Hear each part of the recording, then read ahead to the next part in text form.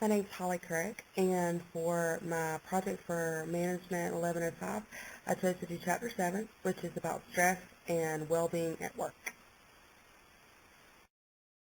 Okay, let's get started. What is stress? According to the textbook, stress is defined as the unconscious preparation to fight or flee that a person experiences when faced with any demand. A stressor is a person or event that triggers the stress response.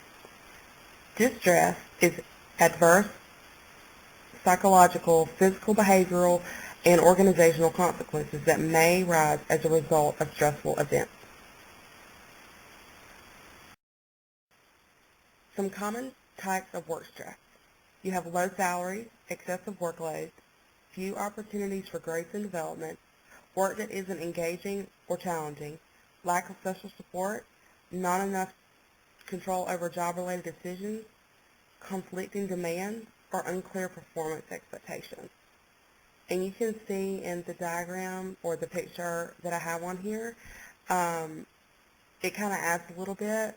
Lack of job security, long hours, unfairness, office politics, lack of acknowledgement or reward, and little or no control over workplace activities like I mentioned in the tab types.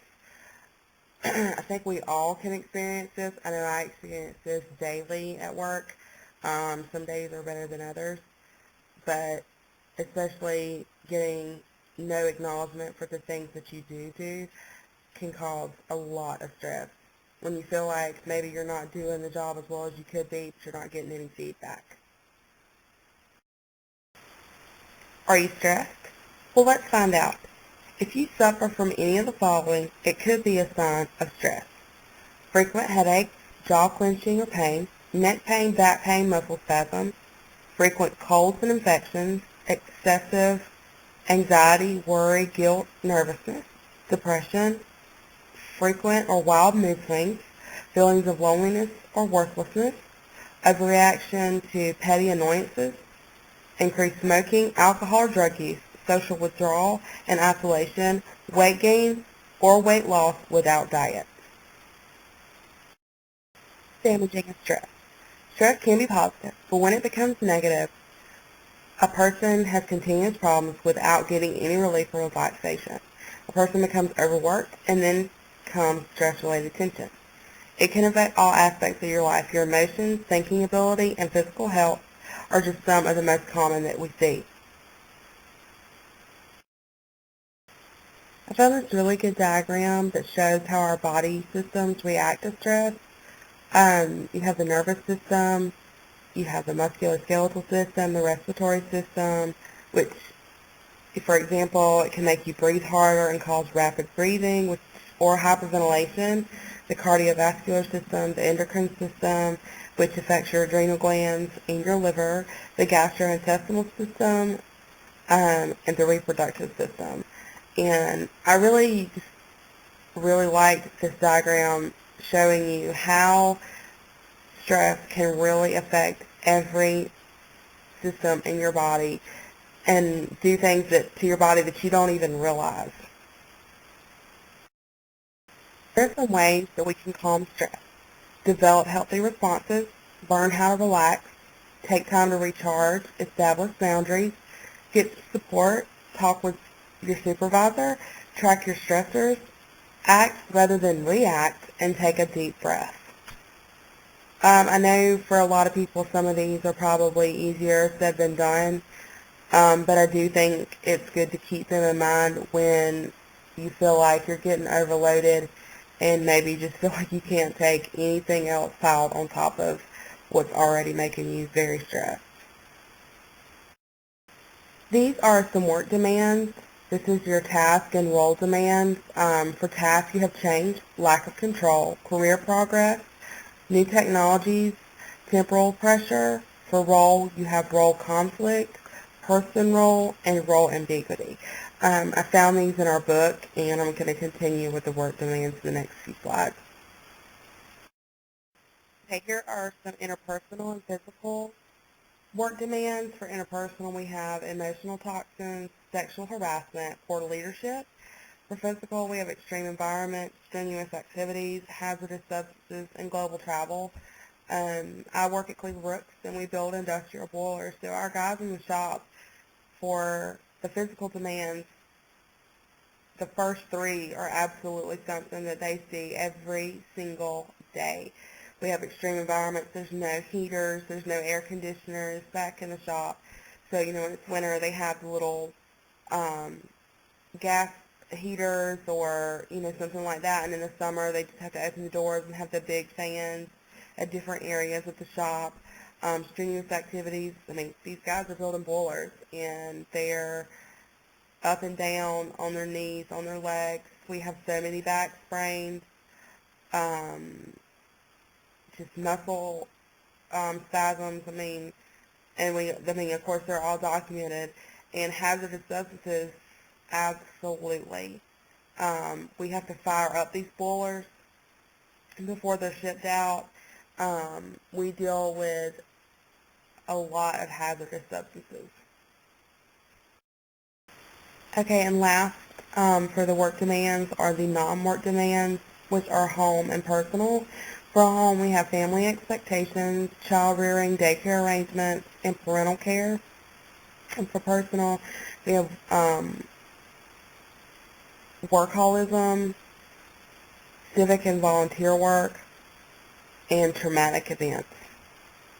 I think these are the more common that people face, and I know these are non-work demands, but sometimes I feel like these non-work demands bleed into your work demands, especially for me. I'm a mom of a 2-year-old daughter, and, she gets sick at times, and we have to make daycare arrangements. We have family expectations. My husband's not always able to take off work, and normally in our society, that kind of thing falls to the mom. So I absolutely think that these two, for me personally, bleed into my work demands because I have to weigh out both of them, unfortunately, and it's very seldom that these are ever equal. One's always greater than the other. Okay, I found this in our book, and I thought it was really good how they mapped this out for social support at work at home. As far as your work goes, organizational, you have your supervisor, your colleague, your subordinates, your clients. Professional, you have physicians, psychologists, counselors, and lawyers. For your family, spouse, children, parents, your in-laws. For your church, your synagogue, or your mosque, you have the minister, the rabbi, or the priest, friends, and support group. I think you can really say that a lot of people may have support in each of these. I know personally I have a supervisor that gives me a lot of support at work. I go to her if I need anything. I can talk to her. I know that if I have a problem, she's going to be there to listen and not judge and going to give me an unbiased opinion. Of course at work I have colleagues that, I talk to. I lean more talking to my supervisor more than some of my colleagues. And at home, it's usually my spouse and my parents. Those are my go-tos and my supports. How can partner support help? The Florida State University surveyed 400 workers from blue-collar jobs as well as white-collar occupations. This is what they found. I won't read all of these for the sake of time, but I will mention a few. 50% higher rates of satisfaction in their marriage, 25% higher rates of concentration levels at work, 25% higher rates of satisfaction with the amount of time spent with their children, and 20% higher level of job satisfaction. I found this really great article online that did a study on how stress really affects your work. Even though the recession has ended, Americans are still very stressed about money and finances. It's affecting their productivity at work. The State Street Global Advisors of Boston found that a large number of workers have been experiencing emotional and physical stress that is related to dealing with their personal finances. 61% of 1,000 surveyed workers of all ages and incomes are moderately to severely stressed about their finances. Half of those said that they were not certain they could come up with a $1,000 emergency fund. I find these numbers very staggering. I never would have thought that this many people felt that severely about their personal finances. I know that's something that I struggle with every single day. I think a lot of people do, but well, I guess when you see the numbers in print, you're just not really prepared for just how much people are worried about making their bills and making sure that their families are taken care of. This is the study from the previous slide continued. The State Street Global brainstorm with executives of a dozen Fortune 500 companies plus academics to discuss this issue. They were represented by various industries. The Consumer Financial Protection Bureau advised that many Americans lie awake at night wondering how to make ends meet. 81% of workers felt financial worries hurt their work productivity. In 2012, the government said 1 in 5 workers admitted to skipping work to deal with a financial issue. The most money-stressed age is 30 to 39, and the reason for this is starting to be the age where a lot of people are getting married, having babies, and start saving up for other major expenses like college funds. A lot of people at this time start saving for retirement.